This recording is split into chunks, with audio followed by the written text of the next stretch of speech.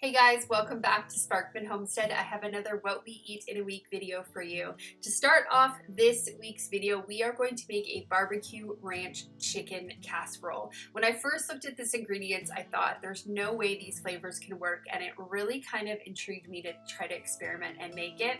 Now, I want to let you know that I did not follow this recipe to T. I didn't have all the ingredients. I had most of them, so like I always do with all my meals, I just kind of improvised and added what I had. So I forgot to turn the camera on, but what I did was I took 12 ounces of a bow tie pasta and just cooked it till it was al dente, drained it, rinsed it off well, and added it to this large mixing bowl. And now what I'm doing is shredding up about 3 cups of a already cooked chicken. I'm taking a pint-sized jar of my corn, my canned corn, and a pint-sized jar of my plain diced tomatoes, and I'm adding those to the mixing bowl. Now my tomatoes were in pretty big chunks, and I didn't really want them to be chunky because the original recipe actually called to use rotel. So I'm adding in a 4-ounce jar of my home canned green chilies. Now these were a spicy green chili. They had jalapenos in it, so this casserole was a little spicy. It had called for onions, but I don't use onions in my cooking, so I'm just using a granulated onion there. And I'm adding about 1.5 cups of a shredded cheddar cheese. You can use whatever cheese you would like in this.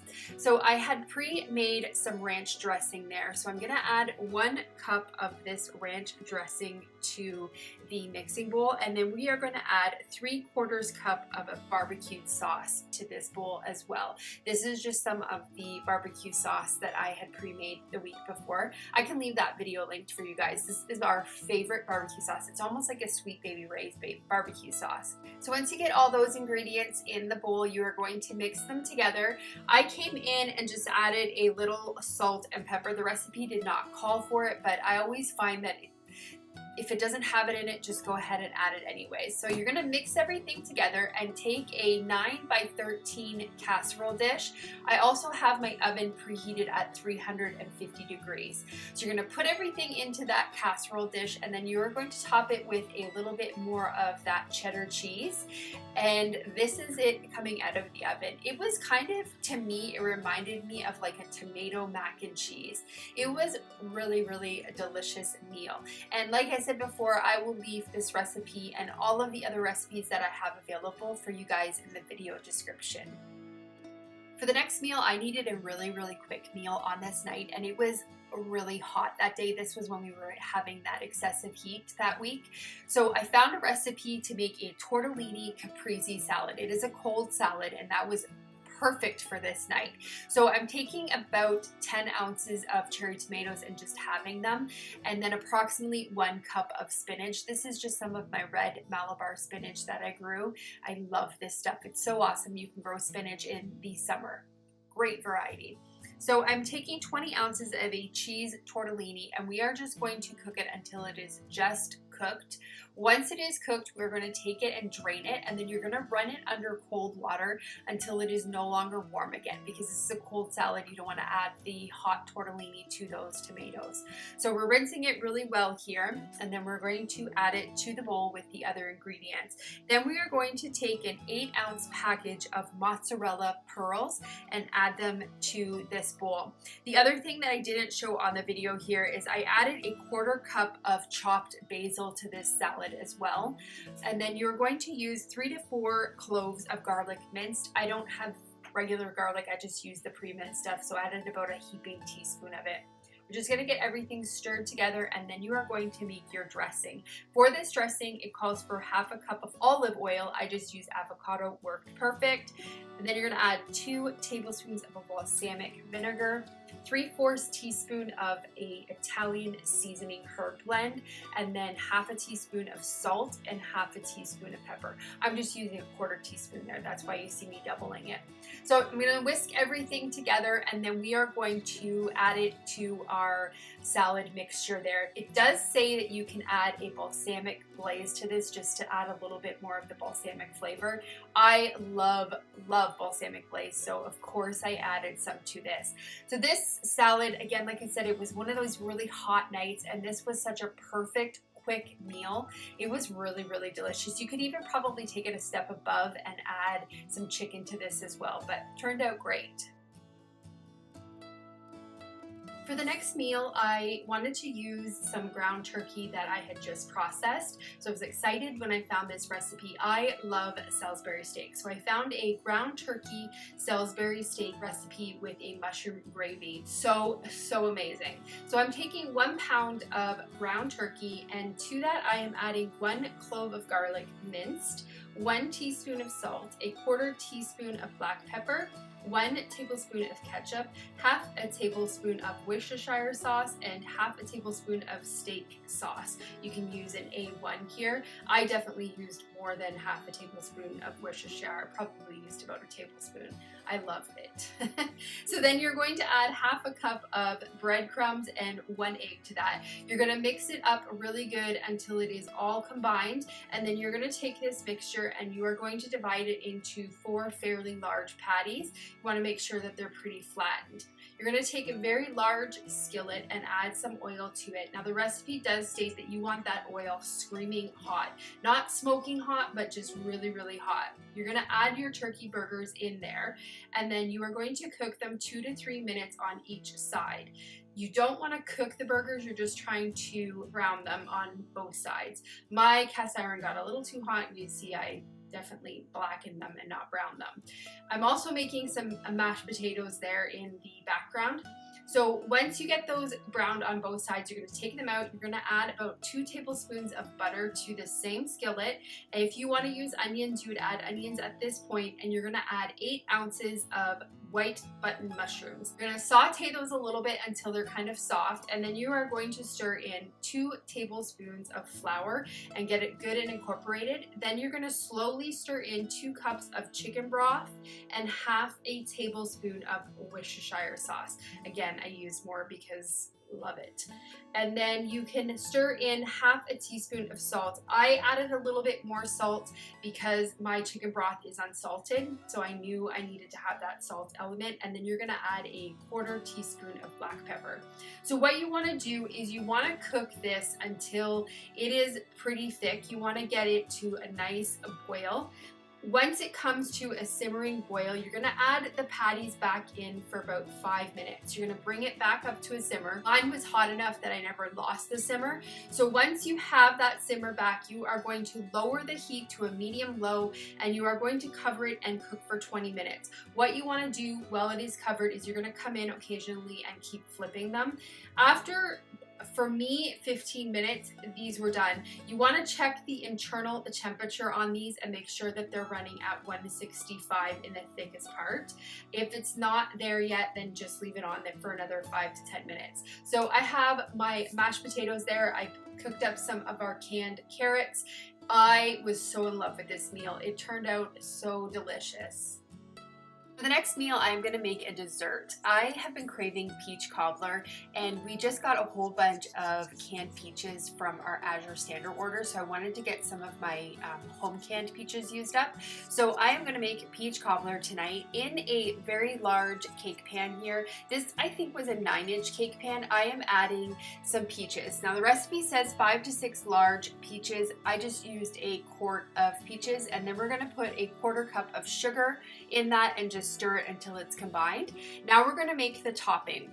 So I ended up doubling this recipe, but I will give you guys what the recipe actually calls for. So you're going to add 1/2 cup of salted butter melted, 3/4 cup of sugar, 1 teaspoon of vanilla, 1 cup of flour. I just use an all-purpose flour, 1 teaspoon of baking powder, and a pinch of salt. You are going to stir that up until it makes like a cookie dough batter consistency. And then you're going to take that batter and you're going to spoon it on top of the peaches, or you could do what I just did and just take my hand and just put it on. It is not particular. I doubled this recipe, so what you're seeing here is double the batch. If you would have had just done the regular recipe, you wouldn't get an evenly coated topping like this. I doubled it because I love to have an excessive amount of toppings. I love the topping once it gets crispy. So I ended up doubling it. Then you're gonna bake it in the oven for 30 minutes. The oven is preheated at 350 degrees. After 30 minutes, you're gonna take this out, and at this point, this is an option, you don't need to do it. You can sprinkle on a 1/4 cup of sugar. It recommends using like a raw sugar, like a kind of a thicker granulated sugar. I just use my regular sugar that I used in the recipe, and it still made that beautiful crispy topping. So you're gonna put it back in once you put the sugar in for another 10 minutes. After the 10 minutes, you take it out, and it is this gorgeous peach cobbler. I ended up turning the broiler on for about 5 minutes just so that I could get some of that sugar browned up on the top. Definitely serve this hot, and if you have it available, serve it with ice cream or whipped cream. It is such a good dessert. For the next recipe, I am going to make a turkey dish. This recipe that I found was for a creamy Tuscan chicken with cherry tomatoes. I definitely went in and modified it. So instead of using 4 chicken breasts, I'm just using about a 2-pound piece of a turkey breast, and I just cut it into 4 pieces. You're gonna take some oil and heat up a skillet, a fairly large skillet, and you're gonna add your turkey to that, or chicken breast if you're using. You're going to season it with some salt, pepper, and dry oregano. You want to make sure you season both sides. I actually did not season the other side. I completely forgot to before I put them in the skillet, so I only had one side seasoned. What I'm doing is taking a large pineapple tomato here, and I'm just dicing it up into probably about 1-inch quarters. If you're using cherry tomatoes, the recipe suggests that you use 2 cups of cherry tomatoes cut in half.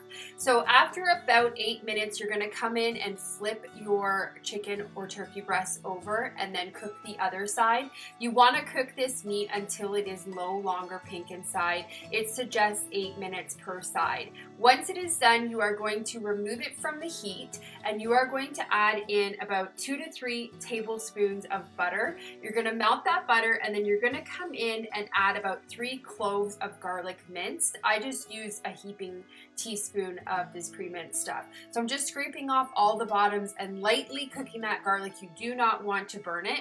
Once that garlic is nice and like fragrant, you're gonna come in and add your tomatoes. You're just gonna mix everything together. If you're using cherry tomatoes, it says you just kind of want to wait until the cherry tomatoes burst.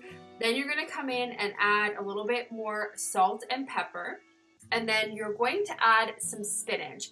It calls for approximately 3 cups of fresh spinach. I'm just using my red Malabar spinach here. So you're gonna stir everything until that spinach is wilted.